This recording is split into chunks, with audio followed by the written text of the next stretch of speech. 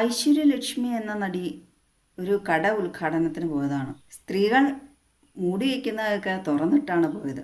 പിന്നെ അവസാന ആളുകൾ ഫോട്ടോയൊക്കെ കൂടെ നിന്ന് സെൽഫിയൊക്കെ എടുക്കാൻ നേരത്ത് പൊത്തിപ്പിടിക്കണേ കാണാണ്ടിടയ്ക്ക്.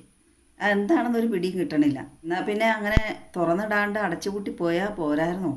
കഷ്ടപ്പെട്ട് പൊത്തിപ്പിടിക്കേണ്ട ആവശ്യമുണ്ടോ? പിന്നെ അവർ ഏത് വേഷം ധരിക്കണ്ട എന്നുള്ളതൊക്കെ അവരുടെ വസ്ത്ര സ്വാതന്ത്ര്യം. പക്ഷേ അവരുടെ വസ്ത്രസ്വാതന്ത്ര്യം, വസ്ത്രധാരണം ഇതൊക്കെ സമൂഹത്തിന് ദോഷം ചെയ്യാതെ നോക്കുക. ഇവരിങ്ങനെയൊക്കെ കാണിച്ചുകൊണ്ട് വന്നു വേറെ ഒരാൾക്ക്, അല്ലെങ്കിൽ ഞരമ്പ് രോഗികൾ, പല സൈസ് ആൾക്കാർ അവിടെ വരുന്നതാണ് ഉദ്ഘാടനത്തിനൊക്കെ. പ്രത്യേകിച്ച് സിനിമാ താരങ്ങൾ, നടിയാണ് വരുന്നതെന്നൊക്കെ കേൾക്കുമ്പോൾ ഇതുപോലത്തെ വേഷം ധരിക്കുന്നവരായിരിക്കാം എന്നൊക്കെ പ്രതീക്ഷിച്ച് വരുന്നവരും കാണും. അവർക്ക് ഇത് കാണുമ്പോഴേക്കും പെട്ടെന്ന് ഞരമ്പ് രോഗം കൂടുന്നു, വേറെ വല്ലവരും പോയി തോണ്ടാനും പിടിക്കാനും ഉപദ്രവിക്കാനൊക്കെ നോക്കുന്നു. ചുരുക്കി പറഞ്ഞാൽ പ്രലോഭിപ്പിക്കാതിരിക്കുക. പുള്ളിക്കാരി ഈ വേഷമൊക്കെ ധരിച്ചുകൊണ്ട് ബോഡി ഗാർഡ്സൊക്കെ ആയിട്ടാണ് പോണത്. അതുകൊണ്ട് ആരും തൊടാനും പിടിക്കാനും പോയില്ലായിരിക്കും. ആ വേഷം ധരിച്ചെന്ന് വെച്ചുകൊണ്ട് കുഴപ്പമില്ല, കാരണം കാറ്റ് കയറാൻ നല്ലതാണ്. പിന്നെ പുരുഷന്മാർക്ക് ഏത് രീതിയിലാണ് അത് കാണുമ്പോൾ തോന്നുന്നത് എന്നുള്ളതാണ് പ്രശ്നമുള്ളൂ. ഇപ്പം മറ്റുള്ള ഭാഷകളിൽ, ഇപ്പോൾ ഹിന്ദി നടികളൊക്കെ ആണെങ്കിൽ അവരുടെ എല്ലാ ഫംഗ്ഷനും മിക്കവരും തന്നെ അല്പവസ്ത്രധാരികളായിട്ടാണ് പോകുന്നത്. പക്ഷേ വലിയ വലിയ നടികൾ, ഇപ്പോൾ കാജൽ അഗർവാൾ, സാമന്തി, കേരളത്തിലെ ഉദ്ഘാടനത്തിന് വന്നപ്പോൾ മാന്യമായ വസ്ത്രം ധരിച്ചാണ് അവർ വന്നത്. അവരാരും അല്പവസ്ത്രധാരികളായില്ല, കാരണം അവർക്ക് സൗത്ത് ഇന്ത്യയിലെ കൾച്ചർ അറിയാം. ഐശ്വര്യയുടെ വേഷം കണ്ടപ്പോൾ എനിക്ക് നഗളം മൂത്ത് അവരെ ധരിച്ചിട്ടാണ് തോന്നുന്നത്. ഐശ്വര്യലക്ഷ്മി മാത്രമല്ല, ഈയിടെ സോഷ്യൽ മീഡിയയിൽ വളരെ ചർച്ചാവിഷയമായ സബ്സ്ക്രിപ്ഷൻ ചേച്ചിമാരിൽ വളരെയധികം ചർച്ച ചെയ്യപ്പെട്ടുകൊണ്ടിരിക്കുന്ന ഒരാളാണ് കൃഷ്ണകുമാറിൻ്റെ മകൾ ഹാൻസിക. സബ്സ്ക്രിപ്ഷൻ എന്ന പേരിൽ ആണുങ്ങളെ വഴിതെറ്റിക്കുമോ എന്ന പേടിയും, പിന്നെ അവരുടെ എല്ലാം പാത പിന്തുടർന്ന് മറ്റുള്ള പെൺകുട്ടികളും വഴിതെറ്റിപ്പോകുമോ എന്നുള്ള പേടിയും കൊണ്ടാണ് ഇതൊക്കെ റിയാക്ട് ചെയ്യാണ്ടിരിക്കാൻ പറ്റാത്തത്.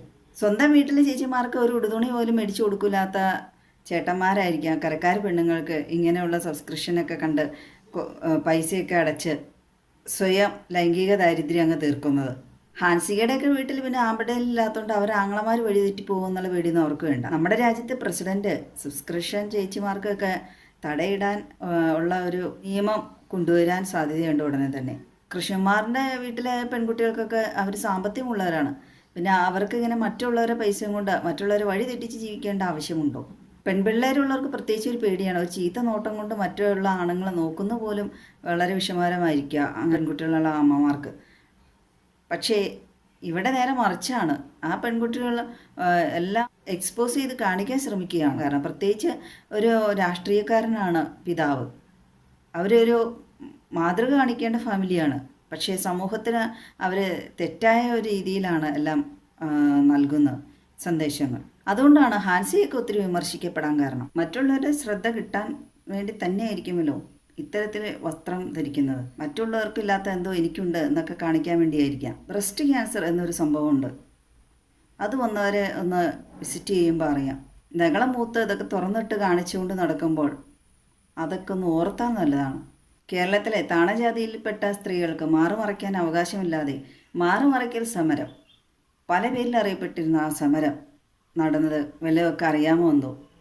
ആ മാറുമറയ്ക്കൽ നടന്ന ഈ കേരളത്തിൽ ഇനി മാറ് തുറന്നിടാൻ സമരം, മാറ് തുറക്കൽ സമരം വല്ലതും ഇതുപോലെയുള്ള ആളുകൾ നടത്തുമോ എന്നാണ് ഒരു പേടി.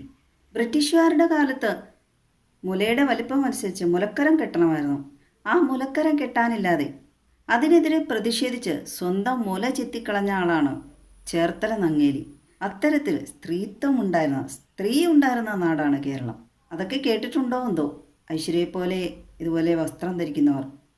ഞാൻ ആലോചിക്കുകയാണ്, ഒരുപക്ഷെ ആ കരമൊക്കെ ഇന്നും ഉണ്ടായിരുന്നെങ്കിലും ഇതുപോലെ തുറന്നിട്ട് വലിപ്പം കാണിക്കാൻ ധൈര്യം കാണിക്കുമായിരുന്നു.